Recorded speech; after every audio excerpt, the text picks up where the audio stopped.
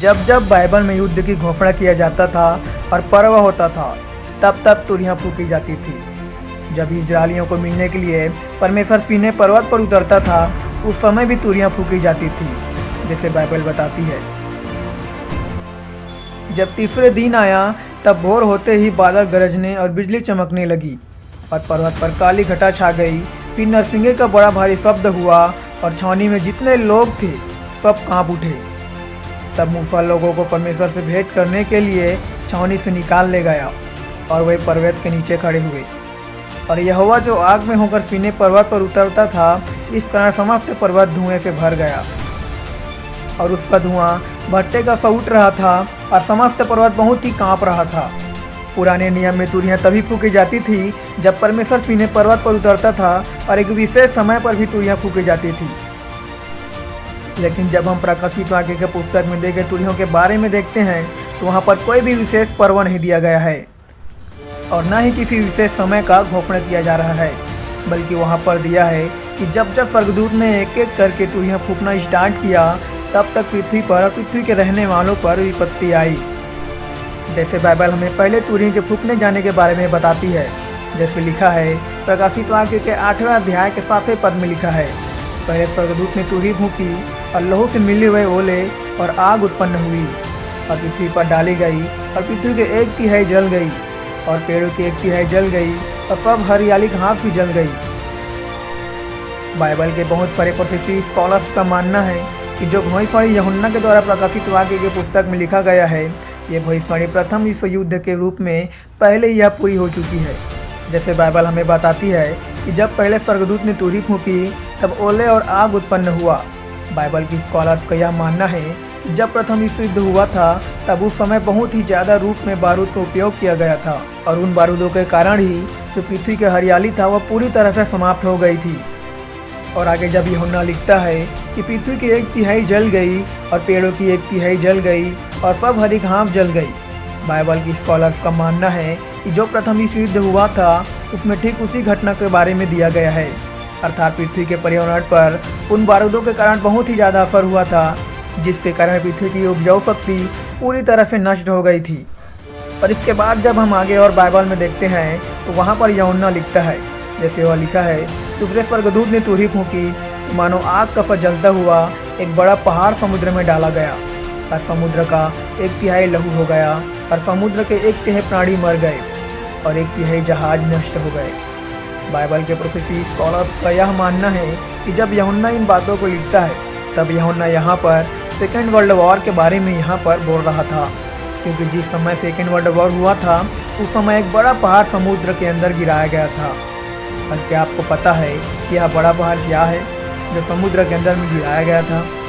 जब अमेरिका ने जापान के ऊपर हमला किया था, तब उस समय जो समुद्र के अंदर में जापान बसा हुआ था, वहाँ एक बड़ा पहाड़ डाला गया, यानी कि एटम बम, अर्थात जो परमाणु बम था, उसको जापान के ऊपर गिराया गया था सेकेंड वर्ल्ड वॉर में, जो बाइबल में एक बड़ा पहाड़ दिया गया है। और आगे बाइबल हमें बताती है, जैसे कि लिखा है, 1/3 जहाज नष्ट हो गए थे। और जब इस सेकेंड वर्ल्ड वॉर हुआ था, उस समय बताया जाता है कि कितने जहाज़ों ने लड़ाई में सम्मिलित हुए थे। बताया जाता है कि 1,05,127 जहाज़ों ने सेकेंड वर्ल्ड वॉर में सम्मिलित हुए थे। और आगे बाइबल कहती है कि 1/3 जहाज़ नष्ट हो गई। तो जिस समय सेकेंड वर्ल्ड वॉर हुआ था, उस समय 36,387 जहाज़ जो ये थे, वे सभी जहाज़ सेकेंड वर्ल्ड वॉर में समुद्र में डूब गए थे। पर यहाँ पर भी बाइबल की स्कॉलर्स कहते हैं, यदि इनकी 1/3 निकाली जाए, तो सच में हमें यह बात पता चलता है कि सेकेंड वर्ल्ड वॉर में 1/3 यानी कि 36,387 जहाज डूब गए थे। और आगे यूहन्ना प्रकाशित वाक्य की पुस्तक में लिखता है, इससे स्वर्गदूत ने तुरही फूंकी और एक बड़ा तारा जो मशाल के समान जलता था, स्वर्ग से टूटा और नदियों की 1/3 पर और पानी के सोतों पर आ पड़ा। उस तारे का नाम नागदौना है और 1/3 पानी नागदौना सा कड़वा हो गया और बहुत से मनुष्य उस पानी के कड़वे हो जाने से मर गए। इस पद में यूहन्ना एक नागदौने तारे के बारे में जिक्र करता है और इसी नागदौने तारे के विषय में भविष्यवाणी दिया गया है।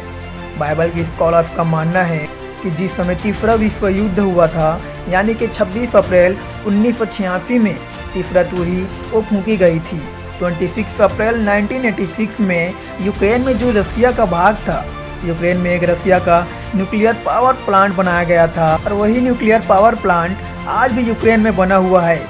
और इस न्यूक्लियर पावर प्लांट को चेर्नोबिल के नाम से भी जाना जाता है।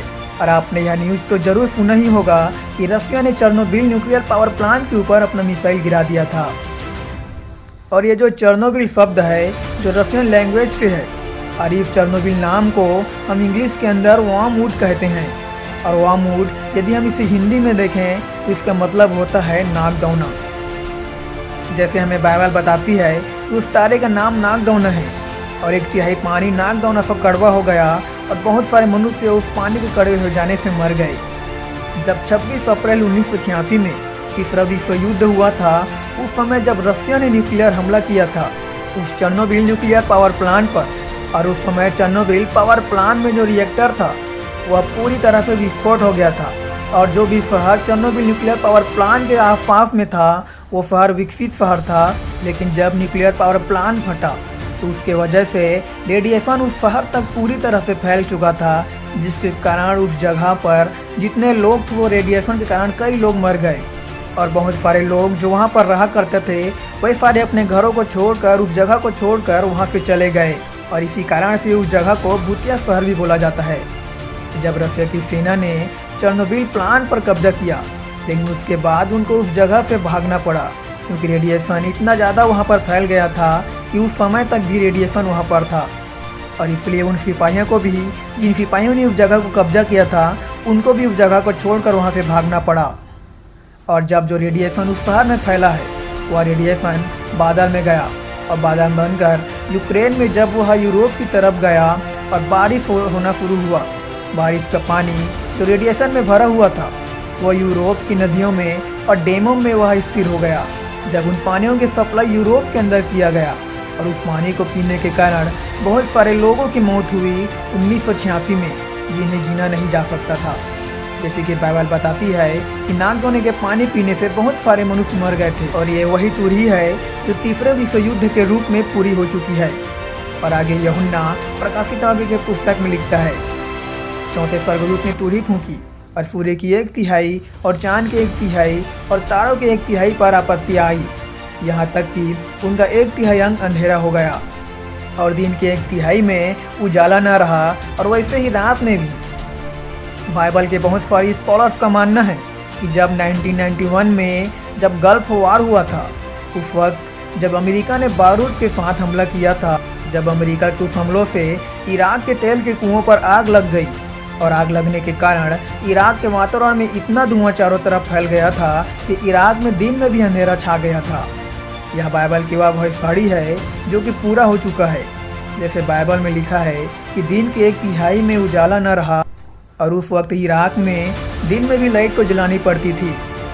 और आगे यूहन्ना प्रकाशित आगे की पुस्तक में लिखता है, जब मैंने फिर देखा तो आकाश के बीच में एक उकाब को उड़ते और ऊंचे शब्द सियाह कहते सुना, उन 3 स्वर्गदूतों की तुरही के शब्दों के कारण जिनका फूंकना भी बाकी है, पृथ्वी के रहने वालों पर हाय हाय हाय।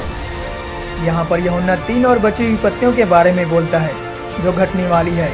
जब हम प्रकाशित वाक्य के 9वें अध्याय में पढ़ते हैं तब वहाँ पर लिखा है, कुंड में से बड़ी भट्टी का सा धुआं उठा। मतलब यहाँ पर परमाणु हमले के बारे में यूहन्ना इस पद में व्याख्या करता है। यदि हम आज इस संसार में देखें तो यह बात भी निश्चित है कि एक देश दूसरे देश पर कब्जा करने या युद्ध करने के लिए परमाणु बम का भी इस्तेमाल किया जा सकता है। बाइबल की वो सारी भविष्यवाणी पूरी हो रही है जिन्हें प्रभु यीशु मसीह ने अपने दासों को दिया था। इसलिए आज हमें हर एक बातों के लिए तैयार रहना है, क्योंकि प्रभु यीशु मसीह ने स्वयं ही बोला था कि अंत के दिनों में यह सब बातें होगी। इसलिए आज हमें हर एक बातों के लिए तैयार रहना है, क्योंकि हमारा उद्धार अब निकट है।